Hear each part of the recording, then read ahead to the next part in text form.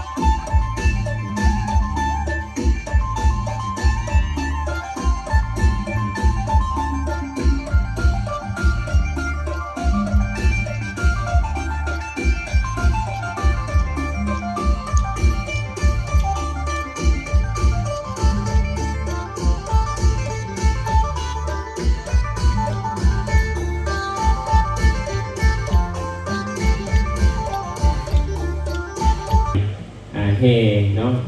ดังนั้นการถวายการต้อนรับพระเดชพระคุณพระครูโสพลธรรมอุดมยทานทุกที่เมตตาเดินทางมาแต่กาฬสินธุ์ประเทศไทย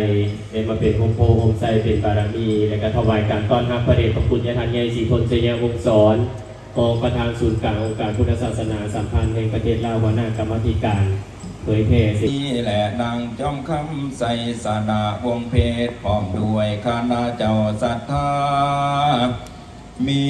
คำปรารถนาบ่หน่อยใจเส้นซอยตั้งต่อพระนิพพานได้ดิ่งเห็นอานิจจการในสงสารอันประเสริ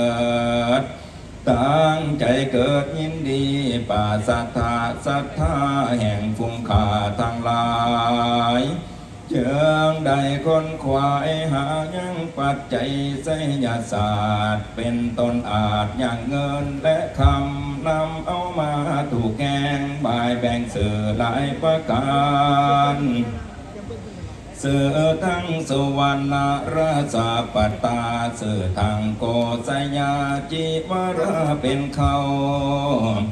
เสือทางมอนเถ่าและคำบีเศรษฐศาสตรบัดดีและอมกังโอตักนามและขันทองสองผู้พันเมียงหมากเนียงสะอาดบุเรียนที่อันซ้ายขวาสะอาดสะพัดผ่องตาพาเสตาตาบริสุทธิ์ปากแสงเย็นจันปาตันสะพาตะสมแสงเย็นจันด้วยพลังตั้งบุตรกองใจสมบัติทานพ้นตีแอนอุ่นมาองค์น้องนอกท้องหลักปักมตีกระตุ้งป้องการความสงบพร้อมด้วยพลังฐานาสัมพรคุณ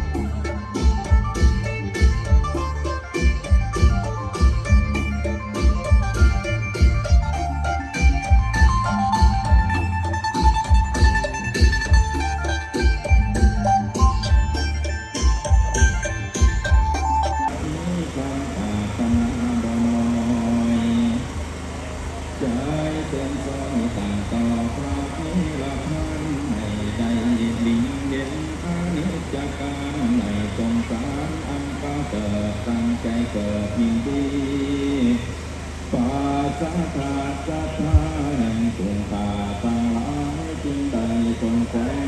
หาปัจจัยซึ่งอาสาเป็นต้นอาจยังเงื่อ ตัดบนเอาลาบเงินลาบทางของมีตัดออก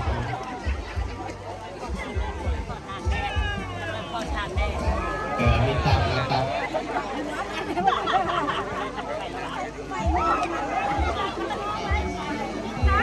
ลาบกำลังเอาลาบมาใส่ตัดเอาลาบมาใส่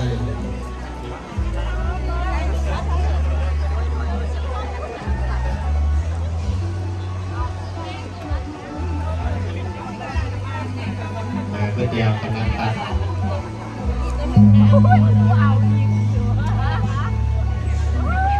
งดงามหลายวันนี้เห็นภาพบรรยากาศเกิดความปิตินำอาจารย์สมบูรณ์นำเจ้าภาพเจ้าศรัทธาที่ได้เห็นออกส่วนญาติโยมได้มาเตามาโฮมกันให้กำลังใจเพื่อสืบต่ออายุพุทธศาสนานำพาในแก่พระอาจารย์สมบูรณ์วิระวงศ์ขึ้นเติมยศให้ปรากฏในแผ่นสุวรรณราชาปัตตาเกินเป็นพระละคำสมบูรณ์วิระวงศ์ศาสนาวิโรโสติปาราเจ้าสังโฆบุตรจารติ สาธุสาธุสาธุอนุโมทามินครหลวงเวียงจันทร์ลงวันที่26 เมษายน 2016เส้นประทับตาปัจจัยใหญ่มหาเวทมเสนัยประธานศูนย์กลางองค์การพุทธศาสนาสัมพันธ์แห่งสปป.ลาวขอนมัสการในเดือนสาธุถือว่าพิธีในการอ่านใบปางงามเทราพิเศษก็ได้สำเร็จโดยแมนได้รับความเมตตาจากพระเดชพระคุณญาณใหญ่อธิปไตยไมตรีอะระหะโตสัมมาสัมพุทธัสสะทานันจะธรรมจริยาเอตัมมังคลมุตตมังอิโตปรังสกัจจังธัมโมโสตัพโพติณบัดนี้อาตมาภาพจักได้รับประทานวิสัชนาพระสัทธรรมเทศนาเพื่อเป็นเครื่องเพิ่มพูนกุศลบุญญาราศีบารมีธรรมของท่านเจ้าภาพเมื่อนี้พระสงฆ์สามเณรญาติโยมอุปสกอุปาสิกาทั้งหลายได้พร้อมเพียงกันมาตั้งเกียรติจากพระอาจารย์ใหญ่หองประธานศูนย์กลางองค์การพุทธศาสนาสัมพันธ์แห่งสปป.ลาวทั้ง4พระองค์เพื่อมาอนุโมทนาคำคูณและเป็นสิริมงคลทางฝ่ายพระสงฆ์ญาติโยมพุทธศาสนิกชนที่ฮักแพงทั้งหลายเฮาได้ยินเรื่อยๆไปร่วมพิธีเรื่อยๆคำว่ากองฮดคำว่าฮดในคำนี้บ่แม่นฮดให้สั้นบ่แม่นฮดให้น้อยบ่แม่นยุบย่อลงได้ฮดสงครั้งที่1เอิ้นว่าพระสำเร็จบ่แม่นบวชมาละหดเอาบุญโลดบ่แม่นใดเพิ่นต้องได้เรียนสูตรเรียนเทศเข้าอกเข้าใจแจ่มแจ้งสำเร็จคล้ายๆคือจบปริญญาตรีแล้วนี้เพิ่นจังฮดสงและเอิ้นว่าพระสำเร็จคืออาจารย์สมบูรณ์เฮานี่ก็ผ่านในคอร์สนี้มาเคยเป็นพระสำเร็จสมบูรณ์วีระวงศ์มาก่อนแล้วบัดนี้พระองค์ดังกล่าวนั้นอยู่ต่อไปอีกเพิ่นบ่ทันสิสืบต่ออายุพุทธศาสนามีความสามารถมีศักยภาพในการสนองงานพระพุทธศาสนาเต้าโฮมความสามัคคีเป็นผู้สลาดคล่องแคล่วญาติโยมก็มีศรัทธาเถราพิเศษอีกฮดส่งอีกเทื่อที่2ฮดเทื่อที่2ในเพิ่นจะใช้คำว่าพระสาหรือว่าพระปรีสาหมายถึงมีความปีสาสามารถเฉลียวฉลาด เป็นผู้มีความสามารถอกุศลด้วยกายด้วยวาจาให้เฮานั้นสร้างกุศลให้เกิดขึ้นด้วยกายด้วยวาจาให้เฮานั้นทำจิตใจให้สะอาดให้ผ่องใสให้สงบซึ่งเฮาว่าง่ายๆว่าละเสียซึ่งความชั่วตั้งอยู่ในความดีทำจิตใจให้ผ่องใสเมื่อพระสงฆ์ได้สอนออกตนญาติโยมฮู้บาปฮู้บุญฮู้คุณฮู้โทษฮู้สิ่งที่เป็นประโยชน์และบ่เป็นประโยชน์เป็นประจำทุกวันศีลโดยมีผู้นำแผ่นดินเป็นผู้นำพาในแต่ละวัดแต่ละเขตด้วยเหตุนั้นประชาชนลาวแต่สมัยโบราณจนถึงปัจจุบันนี้จึงทราบซึ่งเสื่อมซึมเข้าในหลักคำสอนได้นำเอาฮีตของทางพุทธศาสนามาประยุกต์ใช้ในชีวิตของตนนับตั้งแต่มือเกิดจนหอดมือสุดท้ายของชีวิตเฮาติดพันกับฮีตของทางพระพุทธศาสนาในลักษณะนี้เมื่อว่าพระสงฆ์เทศนาสอนศีลธรรมชี้แจงเรื่องหลักการและเหตุผลต่างๆพ่อแม่ประชาชนภายในขอบเขตปกครองและเป็นคนดีจังไหนบ่เฮ็ดบาปบ่เบียดเบียนซึ่งกันและกันโดยเฉพาะศีลห้าบ่เบียดเบียนชีวิตกันและกันบ่ลักบ่ซ่อบ่โกงบ่ขโมยเครื่องปลูกของฝังเครื่องเงินของศาลบ่ลักบ่ซ่อบ่โกงบ่ขโมย 3. บ่ประพฤติผิดเรื่องครอบครัวผัวเมียคู่ฮักมีความซื่อสัตย์จริงใจและไว้วางใจต่อกันได้ 4. เป็นคนมีสัจจะเที่ยงตรงบ่ใช้วาจาในสิ่งที่จิบหาย 5. บ่เป็นคนเมาจนเสียธาตุขาดคุณในอบายมุขต่างๆศีล 5เหล่านี้เป็นต้นแล้วก็มีธรรม 5อีกคือเมตตากรุณาอินดูสงสารช่วยเหลือซึ่งกันและกันสัมมาอาชีวะเลี้ยงชีวิตในทางที่ถูกต้องชอบธรรมกามสังวรพอใจในคู่ฮักมีสัจจะคือตั้งมั่นในสัจจะวาจาสังโฆยติกังจัตตังวิปุริสายุตานิอัตตาปุริสาบุคคลาเจสังภะคะวะโตสาวกสังโฆอาหุนายโยปาหุนายโยทัสสินายโยอัมสะเดกะลนิโย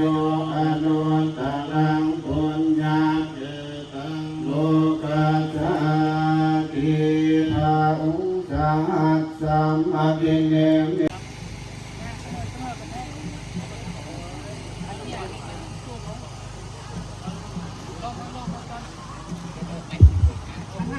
นับ1 2 3มาขึ้นพร้อมกันเลยฟังนี้นะฟังไปพร้อมกันไม่ใช่น้ำมดน้ำมู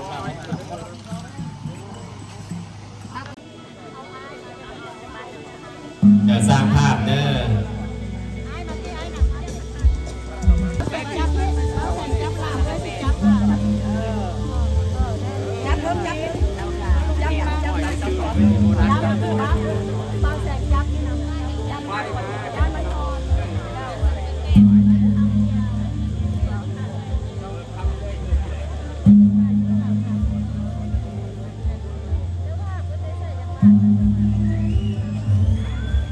ข้างหลัง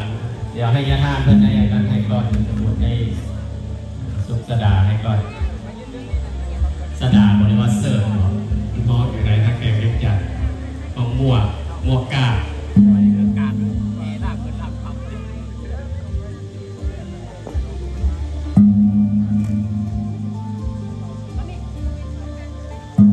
กับประธานนิมนต์พ่อแม่ครูบาอาจารย์พระเทรานุ